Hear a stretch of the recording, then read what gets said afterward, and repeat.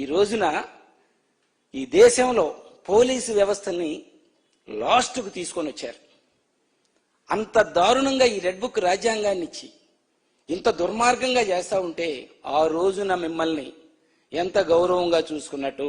ఈ రాష్ట్రంలో మర్డర్లు చేశారు, లేకపోతే రౌడీజం చేశారని చెప్పేసి మాట్లాడుతున్నారు. మీరు నా కొడకల్లారా చెప్పులు చూపించినా గానీ మిమ్మల్ని ఒక్క మాట కూడా అనలేకుండా, మీ మీద చర్యలు తీసుకోకుండా పోనీలేనని చెప్పేసి వదిలేశారు. అది జగన్మోహన్ రెడ్డి గారి హృదయం. అంతేగాని చిన్న చిన్న పిల్లల మీద సోషల్ మీడియాలో ఏయో పెట్టుకున్న వాళ్ళు ఊరూరు తిప్పి వాళ్ళ మీద కేసులు పెట్టి, రప్ప రప్ప అనేటువంటి దాని మీద కేసులు పెట్టి గందరగోళం చేస్తున్నారే, ఇది దౌర్జన్యం, ఇది దుర్మార్గపు పాలన.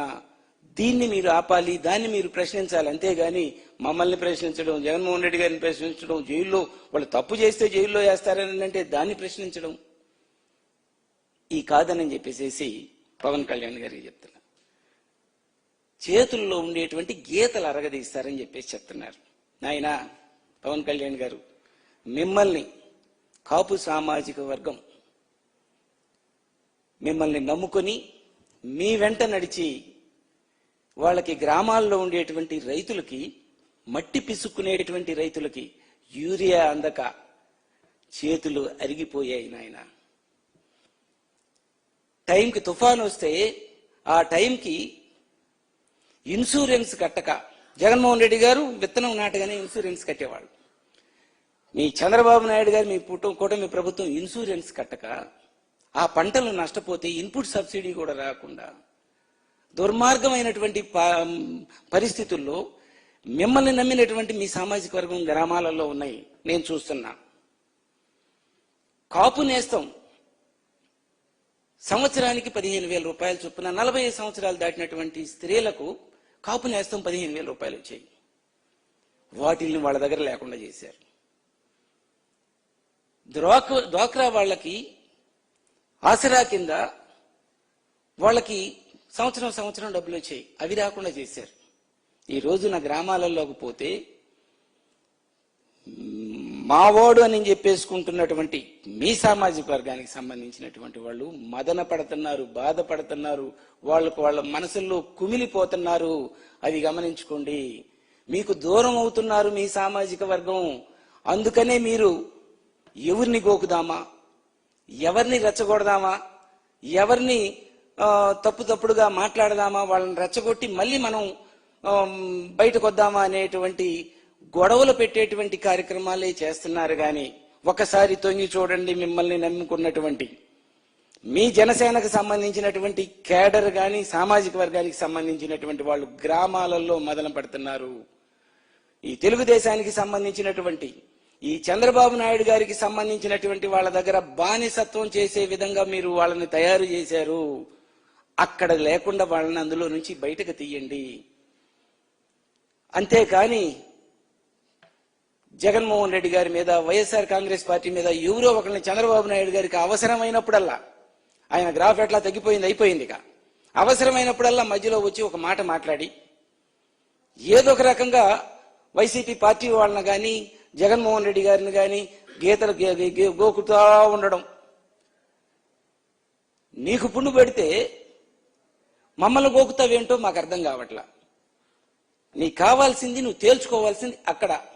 కంప్లీట్ గా మీకు సంబంధించినటువంటి వాళ్ళందరూ కూడా మీకు దూరం అవుతున్నారు.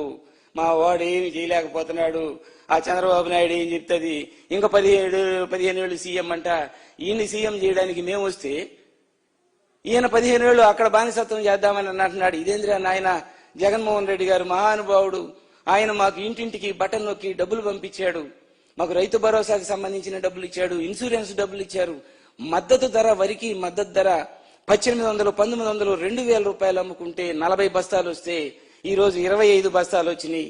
1200, 1250, 1280కి అమ్ముకున్నాం. ఈయన పాలన ఎట్టుంటే మేము ఇతనితో ఎట్ట నడవాలో అర్థం కాల. ఈ రోజున మీ జనసేన సైనికులకి గ్రామాలలో యూరియా బస్తా కూడా తెలుగుదేశం వాళ్ళు ఇవ్వలేదు. అది తెలుసుకోండి. అక్కడ ప్రశ్నించండి. వాళ్ళని, మిమ్మల్ని నమ్ముకున్నటువంటి వాళ్ళని మీరు బ్రతికించుకోండి, వాళ్ళకి అండగా ఉండండి అని చెప్పేసి మీకు చెప్తున్నా. అంతేగాని ఈ రకంగా డైవర్షన్ పాలిటిక్స్, ఏదో ఒకటి ఎప్పుడో ఒకసారి గుర్తొచ్చుద్ది. ఆ గుర్తొచ్చినప్పుడు ఏదో ఒకటి మాట్లాడేసేసి గొడవలు చేయడం కాదని చెప్పేసి మాట్లాడుతున్నా.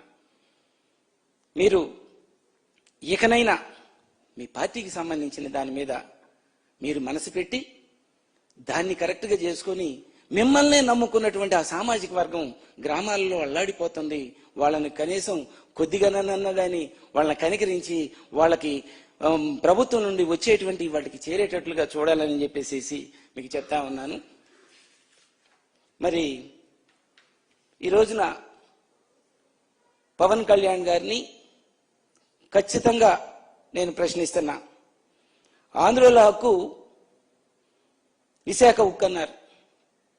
అది చంద్రబాబు హక్కు అయిపోయింది. ఇప్పుడు దానికి దాన్ని మీరు అడగట్లా, దాన్ని ప్రశ్నించట్లా. ఈ రకంగా దారుణమైన పరిస్థితుల్లోకి మీరు వెళ్తా ఉన్నారు. కాబట్టి పవన్ కళ్యాణ్ గారు మీరు మాట్లాడేటప్పుడు ముందు మీ కూటమిలో ఏమి జరుగుతుందో చూసుకొని ఆ తర్వాత వైసీపీ పార్టీలో కానీ మమ్మల్ని కానీ మీరు ఏదైనా కానీ మీరు అనేటప్పుడు మీరు ఒళ్ళు దగ్గర పెట్టుకొని నోరు దగ్గర పెట్టుకొని అవి మాట్లాడుతూ ఉంటే బాగుంటుంది. అంతేగాని వైసీపీ నా కొడకల్లారా చెప్పులు చూపించడాలు ఇవన్నీ చూసినా కానీ భరించున్నాం. మేము ఖచ్చితంగా జగన్మోహన్ రెడ్డి గారు చెప్తున్నారు, ఎవరైతే అక్రమాలు చేశారో, ఎవరైతే దుర్మార్గాలు చేశారో, ఎవరైతే మీ కూటమి నాయకుల్ని నమ్మి అధికారులు అమాయకుల మీద దౌర్జన్యాలు దుర్మార్గాలు చేశారో వాళ్ళని మాత్రం ఖచ్చితంగా రేపు మా ప్రభుత్వం వచ్చిన తర్వాత వాళ్ళని వదిలే ప్రశ్నే లేదని చెప్పేసి జగన్మోహన్ రెడ్డి గారు చెప్తున్నారు. అదేవిధంగా వైసీపీ నాయకులందరూ ఉన్నారు. డిజిటల్ బుక్ కూడా ఉంది. ఇది బెదిరింపు కాదు, ఇది ఖచ్చితంగా జరిగేదేనని చెప్పేసి మీకు తెలియజేస్తున్నారు. మీ మాటలు వెనక్కి తీసుకోండి. మీరు మాట్లాడే దాంట్లో నిజాయితీ ఉండేటట్టుగా చూసుకోమని చెప్పేసి పవన్ కళ్యాణ్